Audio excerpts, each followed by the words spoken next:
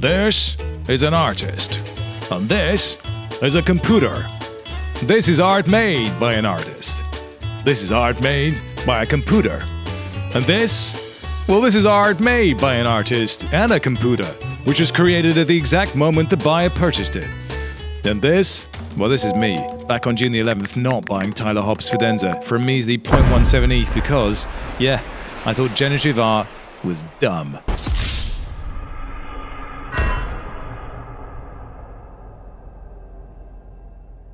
June the 11th is actually my birthday, and boy, what a present that would have been. Now, if you've been scratching your head about the value of generative art and Python scripts and all that stuff, particularly in the light of the frankly staggering big money buys sweeping in the last 10 days, I don't blame you. But in this film, we're going to explore the art blocks phenomenon, speak to its founder Snowfro, and probably experience some deep regret along the way. Are you ready to get arty? This is the Defiant.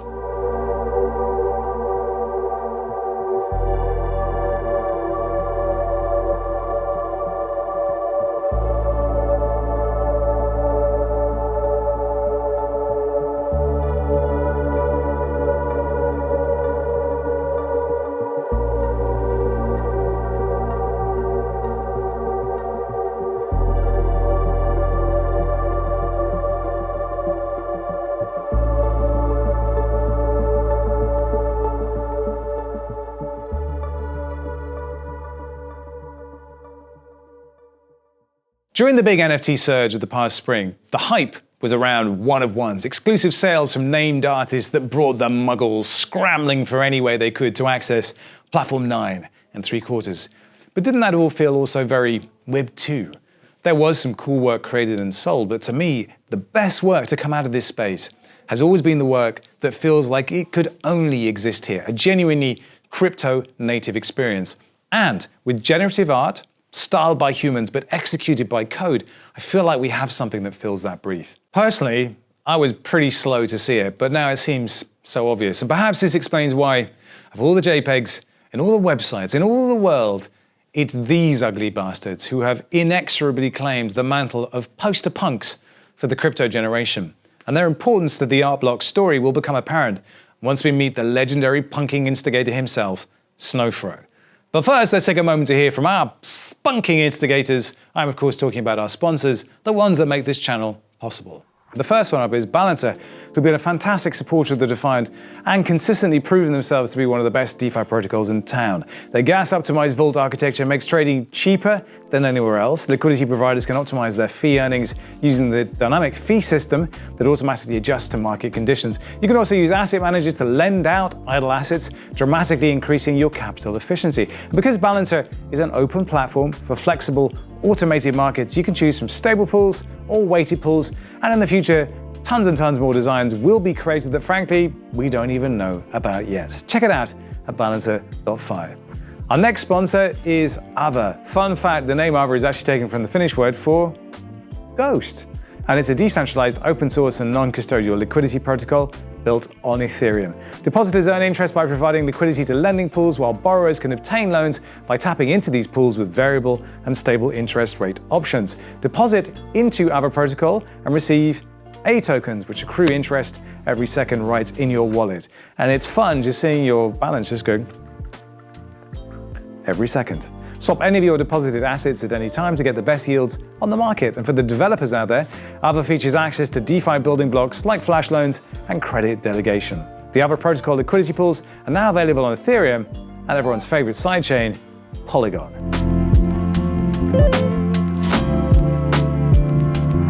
Okay, so it's time for a quick recap on what on earth has been happening. For starters, tens of millions of dollars have been spent on generative art NFTs in the last 10 days. Yes, the punks with a big headline generator, 3 Arrows Capital, Gary V, but the fun actually started when the weirdly monikered Vincent Van Doe acquired 3 Fidenzas for $600,000. And it's worth sparing a thought here for the person who sold a Fidenza to the person who then sold that Fidenza to Vincent. I'm of course talking about Little Wheel.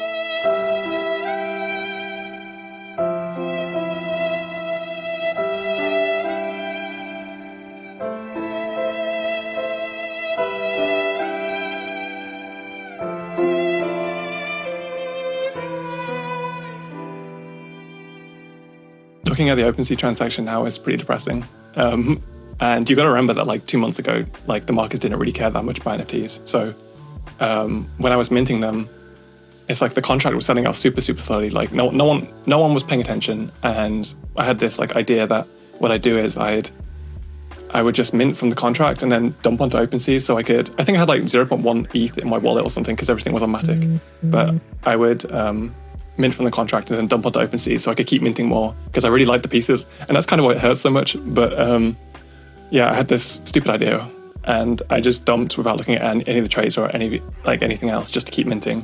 And it kind of worked, right? Like I got like 4 of them or something like that. But yeah, fast forward 2 months, like the markets decided that like Fidensis and Aave blocks are like the new hottest thing ever. And yeah, I saw like a couple sell for 10, 20, 30 ETH, and I knew that I really messed up. I was like, well, I don't know. You can't really predict it, right? So you just gotta let it go. Oh, maybe that's cope, but yeah, Vincent Van Doe is crazy. He just bought out everything, and yeah, as soon as I saw him buying it, I was just like, yeah, this is done. And yeah, I don't know, it's depressing, but it's like you wouldn't have known that 2 months ago. So you got to trade with the market that you're given, and that's about it. Vincent has been on a spree buying NFTs like they're the last meal on earth. And in particular, he's been buying from the Art Blocks label. As I write this, 345 from Curated, 110 from Playground, and 245 from Factory. The effect of all of this is to signal quite clearly to the market that Art Blocks is hot shit. But here's the secret. Art Blocks has always been hot shit. It's just that most people, myself included, didn't realize. Generative art is basically the perfect fit for crypto. It creates communities. It's inextricably woven with code, but it's also energetic, unpredictable, and yeah, fun.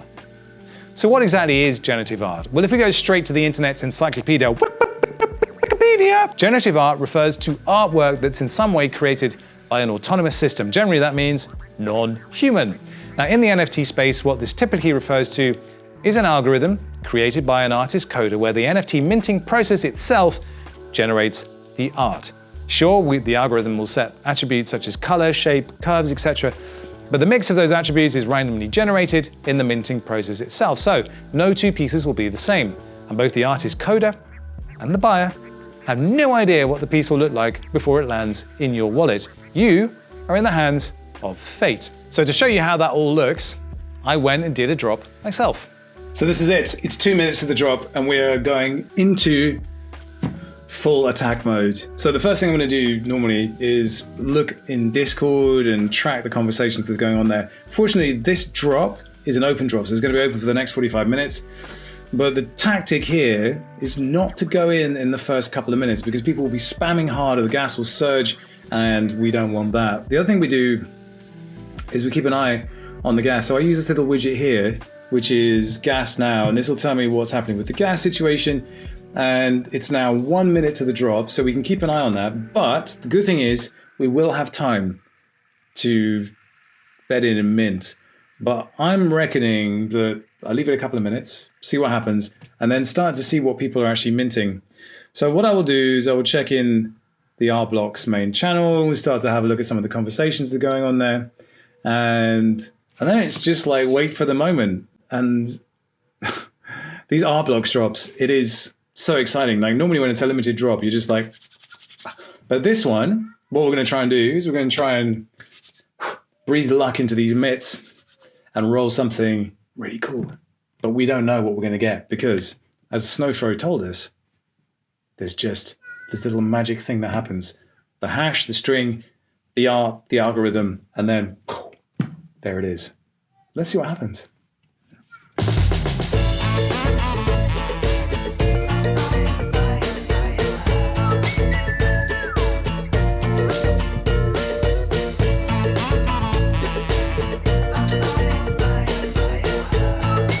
Okay, I'm done buying. We will check back in on that later. The next day. So now it's time to take a look at what I actually got because I was just minting, what's known as spam minting, because like with all these things, you just don't know what you're gonna get. And because each time it's different, it's addictive. And so what I've got here is my gallery on the Art Blocks website, and I can have a look at all these different pieces of digital art that were created. And I have to say, they're absolutely stunning. We have variations that are red. We've got 5 flowers, 6 flowers. Some instances here, I've got a 22 flower instance. I've got 19 flowers, which apparently is the most rare. I've got ones that look like jellyfish. This one in particular, I just find beautiful. So I can click on details, and it will give me the various features of the piece. I can look at a full static rendered image of the thing, but we can also run the script live.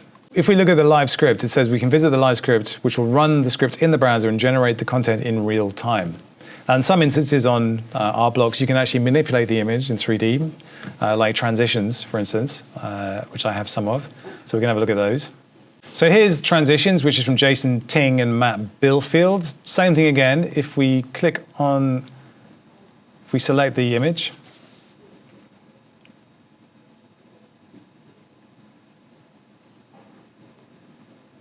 now we're going to run the script in the browser, and you'll see that it's starting to move. But not only that, but we can also manipulate it. So we can move it around and have a look at it from different angles. And we can also zoom in really close and see what's going on.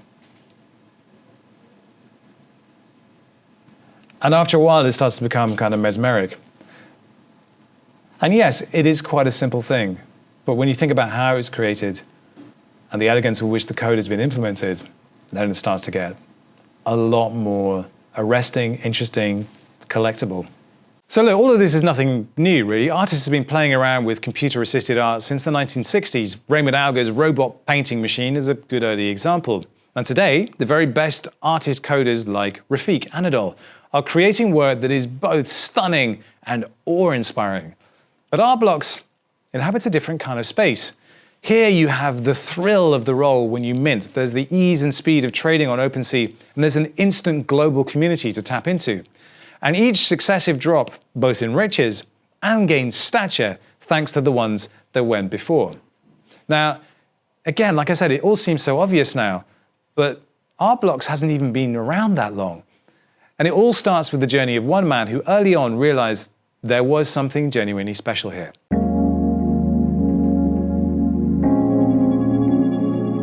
His name is Snowfro, a Mexico City-born generative artist and technologist, and he was one of those now incredibly rare humans who was present at the original CryptoPunk claiming event in 2017.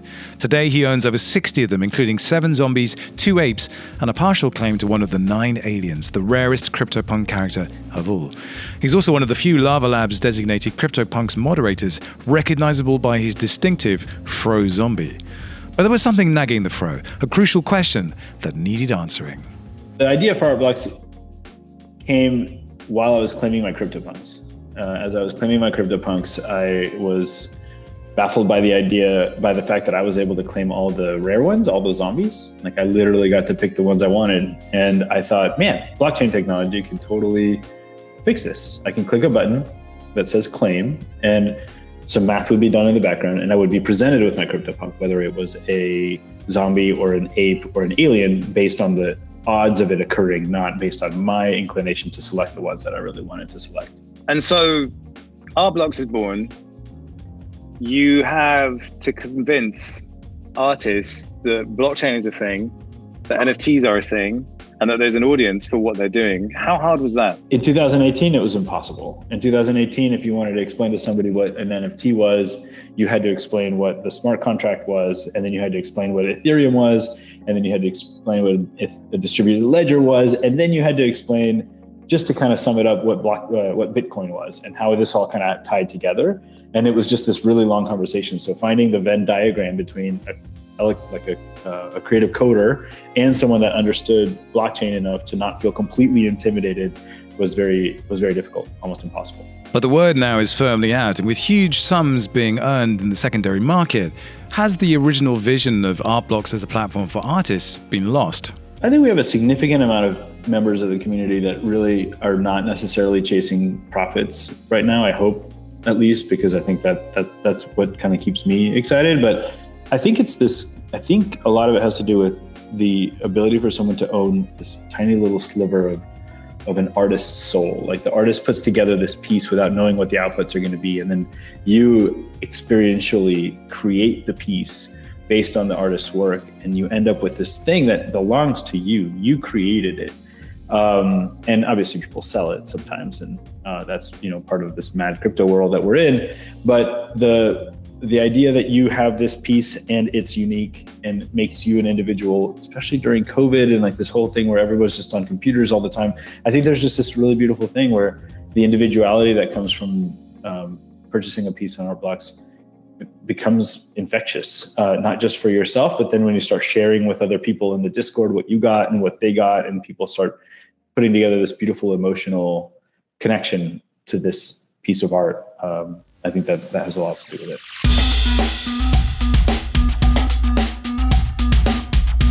The generative art scene is, let's be honest, pretty niche, but the community values open collaboration and education, and if you're interested in learning more, it's worth picking up a couple of books: Processing, a programming handbook for visual designers, and Matt Pearson's Generative Art, a practical guide using processing. But if all that's too much for you, you can learn more about the Art Blocks tech philosophy on their website. And here you discover that most of the art is created using p5.js code.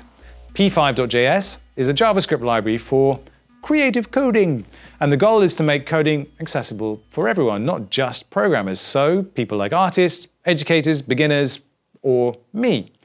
p5.js isn't just about drawing on a canvas though. It allows you to use the whole browser, so you can use text, you can use video, sound, and any other input you can think of. So let's give it a go. So like I said, if we go on the Art Blocks website and we go to the Learn page, it gives you a bunch of information about how these projects are created. And then if you go down to how Art Blocks works in depth, it tells you a generative script using p5.js, for example. We can click on that, and it will take us to the p5.js website. Gives you a bunch of information about it. There's a bunch of community stuff, forums, libraries, learning resources. But if you want to just get started, you click on this button here, Start Creating with the P5 Editor, which opens up this window. And here we are now in code, and it's like, what do I do now? So up here, you'll see a play button and a stop button. You can play, and this is all that happens. So if we look in the code here, it says create canvas 400 by 400, and that's exactly what it's done. It's created a canvas of 400 by 400. We could also say create canvas, change this to 800, press play again, and now you can see it's an 800 by 400 canvas. Well, that's not very exciting, is it? But if you go back to the homepage, there are some examples, and you can click through a bunch of different examples here of different things that you might want to do. So for instance, we could look at Brownian motion, which will draw this. Very exciting, but it also gives you the code. So because it's code, you can start to tweak it and do things with it and start playing around with what you might want to do. Now, what other examples might we have here? Oh, a spirograph. Let's have a look at that. So this is creating something kind of cool.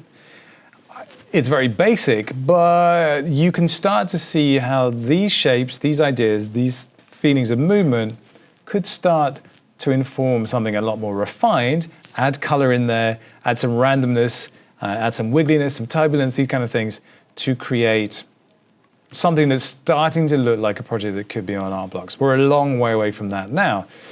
One I particularly liked here is this flocking one. So I can click and draw the flocks here. So I can actually copy all the code. If I go back into my editor here, paste all that code, press play now, it will do this. So I can go around here and maybe mess around with some of the fill. So I can change the fill, as you can see, hopefully you can see the fill is a little bit transparent. So I could change the fill to, for instance, 10, or run that again. And now you're gonna get just an outline here. Or we could change it to 200, and it will probably be a block arrow. There we go. And we can change all those different things. Now, this is a long way away from being something I would ever want to share with people, but because everything is transparent and it's just here in the code, you can start to dig into what these codes are doing and start playing around with instances where you can get something genuinely interesting, maybe not artistic yet, but certainly interesting. Now let's imagine that I am not a beginner, but I'm actually a very crafty coder and I've built this amazing algorithm. Once that p5.js code is created, the script is stored on chain, which proves its provenance and secures it to the immutable ledger. Now to add more clarity here, it's only the logic behind the series that's hosted on the chain, not the actual visual representation itself. Now in practice, this means that when an NFT using that script is minted, a unique seed or hash string, those long alphanumeric sets that are everywhere in crypto, one of those is randomly generated with the script, and it's that combination which generates the artwork. Now, generally what happens is an artist puts a limit on this series. And, when we think of PFPs or profile pics like punks or bored apes, sweet spot is generally thought to be around 10,000. But art blocks mints are much, much smaller, usually less than 1,000, which does give each collection much greater cachet. Now, each drop creates new opportunities for collectors to get in on the ground floor and become part of this very crypto-specific art movement. And prices range from kind of 0.1 to 0.18, something like that. So they're not massively expensive. Now, while Fidenzas and Ringers have skyrocketed in price, there's actually one art blocks piece that really represents the soul of the collection. And if art blocks has its punk equivalent, it's this, the Chromie Squiggle. Now, unlike the other collections, there are many squiggles, meaning they're actually still relatively affordable. But if you're looking to see if a collector really understands their art blocks, just check if they own a squiggle. The squiggle was originally created to kind of demonstrate what could be done with generative minting, to kind of prove that you could have thousands and thousands and thousands of potentially millions of outputs without a collision, which is without two things that were identical. It's a script that I developed over the course of 2 years. It actually started with me wanting to send Chromie Squiggles to the entire design industry in Houston. And so I printed 2,000 of them. I generated 2,000 of them using the Ethereum blockchain as the block hash, as the generative input, and then framed them and gave them to my clients. And that was to demonstrate the technology. That was to demonstrate, I guess, creativity, whatever. As time went by, I started noticing that there's not a lot of other things that look like Chromie Squiggles out there. And I started feeling very strongly that the Chromie Squiggle itself could be something very unique and very identifiable, even in 10,000 or 100,000 iterations. So over the course of those 2 years, I kind of started modifying it. I started tinkering with it, and then I started feeling really good about putting it on the platform. So I put it out there as kind of representing me. I like colorful things. I like rainbows. I like lighthearted stuff. And to me, the squiggle is this lighthearted, goofy thing that it's like my signature, if you will. And the end result has been such that I think we have 9,184 as of today. They're all unique, and people can recognize them pretty immediately. And I think for that reason, I feel like we achieved the goals there.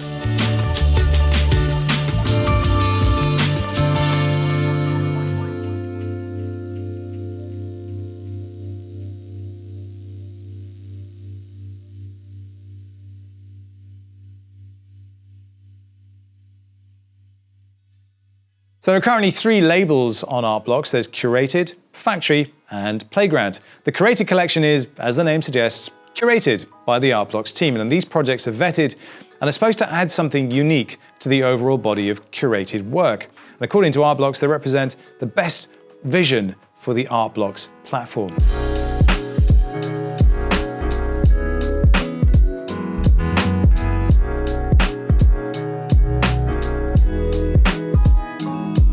Now, the current waiting list for curated projects will likely take around 2 years to process.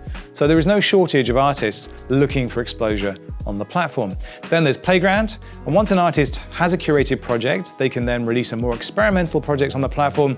Now, these projects aren't as carefully vetted and have certain stipulations. For instance, only 1 project at a time per artist can be active in Playground, and there's a month cooldown period once the project goes off Playground before the artist can release another one.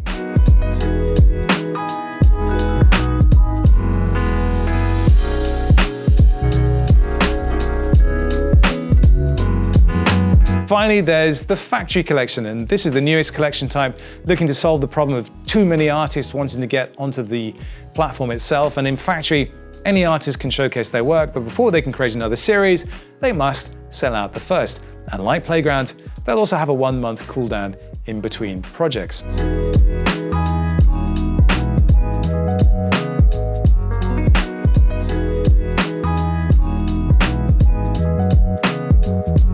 So Art Blocks, well, it's successful. And one of the reasons it's been so successful is people could buy and almost instantly flip for 5, 6, 10x what they paid. And obviously the side effect of all this is that Art Blocks drops are now victims of the most savage gas wars I have ever seen, as speculators overbid themselves for a quick flip opportunity.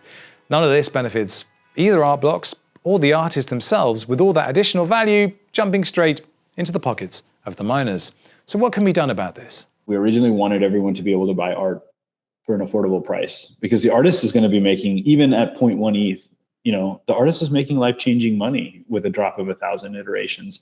And it was already a lot of money being collected. It was already a lot of money going to the artist. And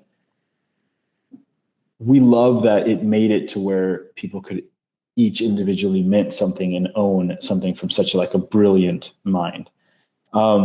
That's changed. We can try to pretend like it hasn't, but the fact that today, if you want to buy something on Art Blocks, you buy a piece for 0.1 and then you pay another 0.5 in gas just to be able to secure the mint.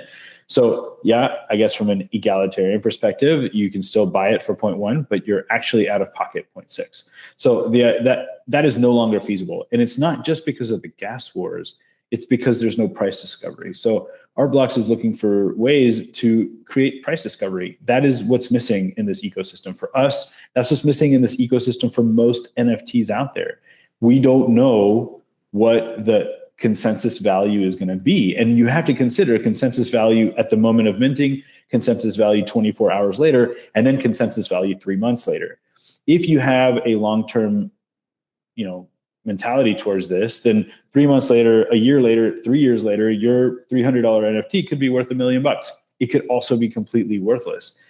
That the day of the mint, people are able to instantly flip the price of the piece for more than what they paid for it, even on top of what was paid for the mining of the transactions, means that there's just a complete lack of price discovery there. We are not a wholesaler of generative art catering to a retailer of generative art, being the flippers, to then be the ones that sell our art for us. That we do want to support the ecosystem, but that's not our intention. We are not here to support a retailer. We want to directly get the art into people's hands, because the minting process is so fun.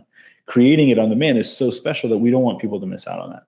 So, one thing that we've started tinkering with is the idea of a Dutch auction. A Dutch auction, starts really high. Hopefully, artists start pushing that a little higher just so it doesn't sell out immediately. But yeah, when you have a Dutch auction, you're basically creating a consensus price at which point people think, hey, this is how much I would like to pay for this piece.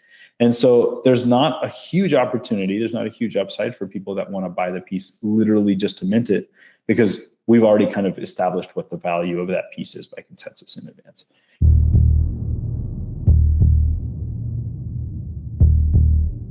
So while I was speaking to Snowfro, he told me that for generative artists, the amount they raise on the platform is significantly higher than they might normally expect to raise anywhere else. But beyond that, the Art Block smart contracts also specify that an artist will receive 5% of the sales each time an artwork is resold. And in this way, the artist not only gets paid in perpetuity, but they can also track how the artwork is trading hands. And while 5% doesn't seem like a whole lot, if you think that Tyler Hobbs's Fidenza collection is now worth between $15 to $20 million, 5% of that makes Tyler Hobbs a millionaire. But that isn't what's important here. There is big money everywhere in crypto, we know this. But for newbies coming into this space, there is also here the opportunity to pick up a little piece of art, as Fro said, a little sliver of an artist's soul, and start collecting something that in the future might well be worth a great deal. Like these flowers, for instance. With Art Blocks, I feel like, I've always been intimidated to walk into real art galleries. I think NFTs have created a comfort level where even new people can feel accessible, can feel access to art and to conversations about art and to the artists themselves. And something that's happening with Art Blocks now, it's like you have a drop, and inside of the Discord, you have thousands of people sitting there posting their piece that they just minted, talking to the artist, talking about, oh, mine's green and it's so, I love green, and some other person likes a red one, and they trade it. That experience is elevating art in a new way that really hasn't existed before. For a new generation of people that would otherwise feel intimidated or not worthy of having these art conversations. And so if the art world is going to change, if future generations are going to look at art differently than our generation and the previous generations, I think that we might be seeing something happening, being born at Art Blocks. Man, it's not just because people like Art Blocks themselves, but this like community that's being created around it, I think is something very, very special, something that we didn't plan for, so we can't take credit for it, but something that we really, really want to study and explore over the next few years, because I think it's kind of revolutionary for art to be this accessible and this exciting, and while at the same time be this affordable and providing this incredible sense of individuality to the collectors.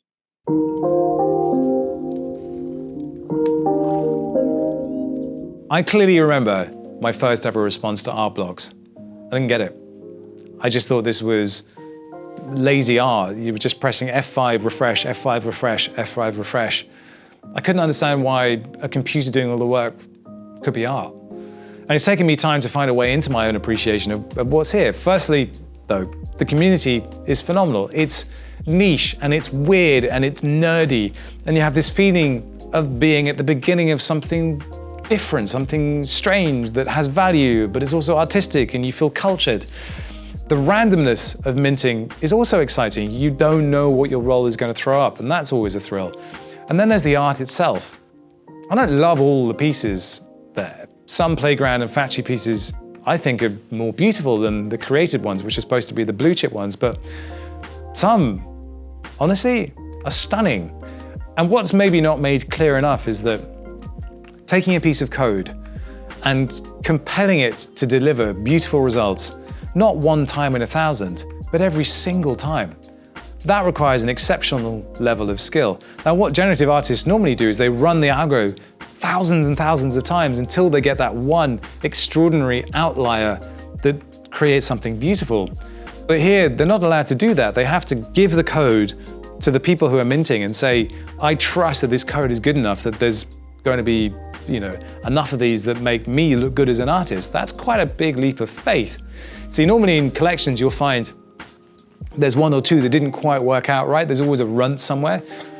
But that's why when you scroll through the 999 images that make up the Fidenza collection, but you fail to find a single one that isn't just stunning and beautiful, that's when you realize why they are now so valuable. And why, when assessing these pieces, you have to take into consideration not just the artist, not just the aesthetics, not just the market, not just Art Blocks itself, but these works' place in the context of all generative art. Fidenza, for want of a better word, is a miracle of art and code collaboration. And I wish I owned one, because now I can understand what's going on here. Unfortunately, they're too expensive for me, but even though I don't own one, I can still appreciate what's happening here. And maybe I can recognize the next Fidenza when it comes along. I got this same feeling looking at Avid Lions. Is it Fidenza? I don't know. We shall see. Artists will spend years possibly refining and tweaking their script, their algorithm, to get to a point where they're happy with every single output. And that is a significant achievement. It's not easy. It's so easy, as like used to happen before with generative art, where you would write an algorithm and you would just kind of like see all the different outputs, and eventually you'd find the one you like and you keep that one because that one was really special. And I think that's fine too. Obviously that's a really different methodology.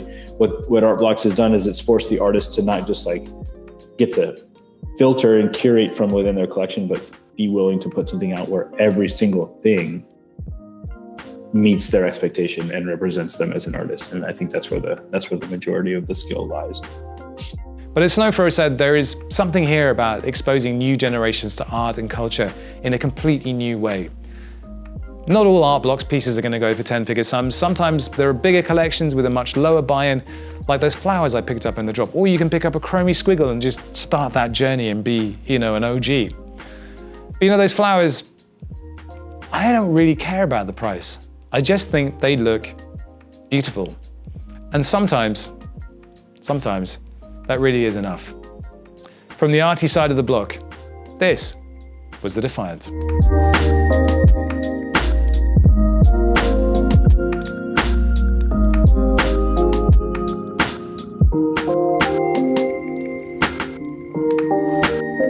Yeah, so there's a film about it's just NFTs in general. No, it's about art blocks. The whole film is about art blocks? Yeah, completely art blocks. Oh my god, that's crazy. Why is that crazy? It's just crazy to me. I don't know, man. I mean, it's just this is all happening so fast.